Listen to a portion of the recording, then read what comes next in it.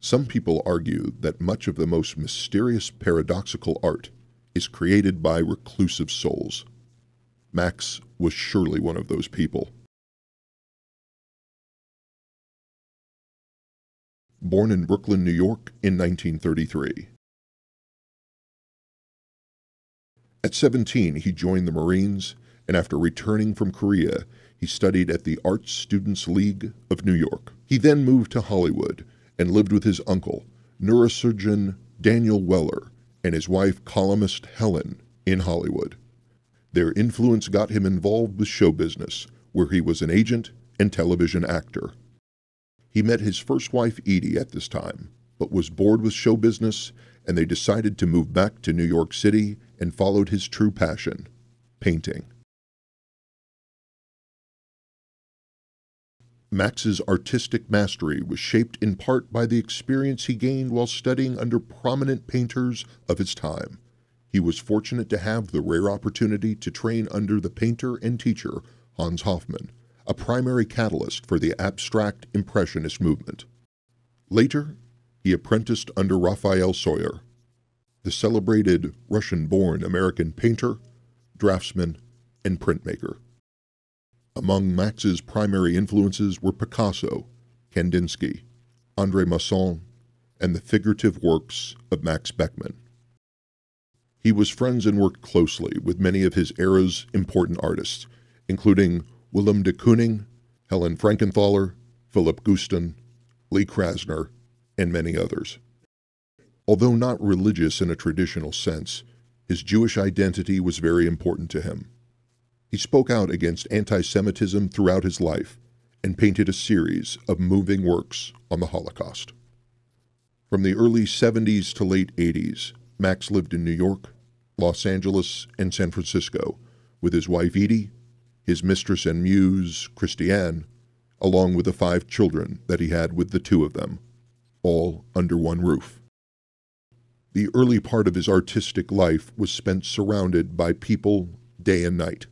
Artists, writers, actors, musicians, and assorted groupies who wanted to be a part of the art scene. He loved entertaining crowds and being the center of attention as he told stories and painted. He also loved the attention of women. And in addition to the 2 women he lived with for most of his life, there were always many other young women around for him to paint, entertain, or be entertained by. As an emerging talent of the modern art scene in the 60s and 70s, Art in America said of Max's work in 1972, "I have followed this talent closely for a number of years, carefully appraising his obvious good taste, sincerity, elegance, and distinction seen in the painted results.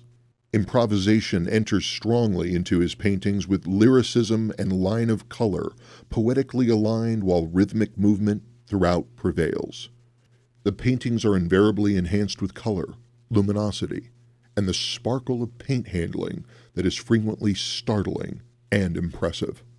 Viewed were oil and pastel on paper, a medium that seems to have been willed into the hands of its creator. Mr. Shertz bears constant watching lest we miss a superb young stylist whose destiny is secure in the hands of posterity." During that time, Max had successful galleries on both coasts, many private and public shows, as well as works represented in museums. But that all changed in the early 80s. Max was way ahead of his time until time finally caught up with him.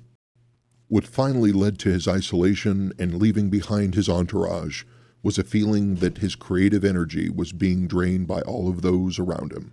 His health was also in decline, and he wanted to focus and refine his creative process, which he called the art of the unconscious. He was also quite frustrated by the art world, which he felt was overly commercial and mostly focused on commerce and recognition. While he was mostly reclusive for the last 30 years of his life, he did not lead a totally solitary existence. He spent his days with his second wife and muse, Christiane, who he painted with and continued to teach. Also, he had a few friends that continued to visit him infrequently.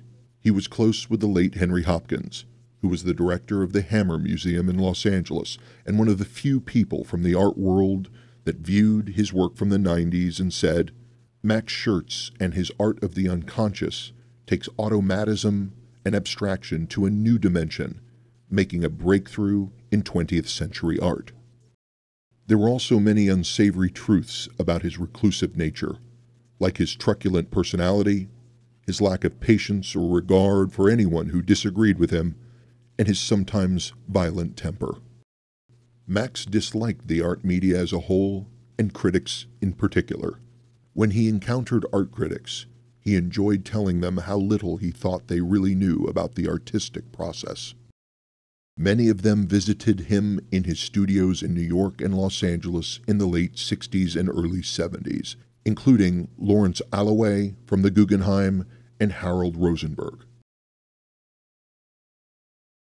He would play nice with the critics for a while, listening to their praise or critiques, but he would eventually tire of the banter and yell, scream, and throw them out of his studio, telling them to never write about him or his work again. Max's wish was not to be compared to other artists or gauged by financial success or the praise of his critics or collectors. He felt his work should be viewed without judgment, comparison, or attachment of any kind, but with an open heart and the desire and will to take a journey into this artist's creations. In a world of gossip websites and tabloid journalism, it's interesting to think of Max as a sort of higher intellect Renaissance man who had rejected it all, fame and fortune, and even his own family, in favor of the purity of his solitary art creation. Max said of his work, "There is great evidence from the past that art is prologue, and that fine art is always a movement outward from within, and catches even the flickering light and exposes the slightest glimmer in a vast gulf of darkness. Art is simplicity, purity, and truth. True art comes from a source unknown to the mind and is a gift coming through you, your unconscious." To the end of his life, Max refused to show his work or give his art the audience it so richly deserved. With his passing, the art world can now see his amazing collection of works.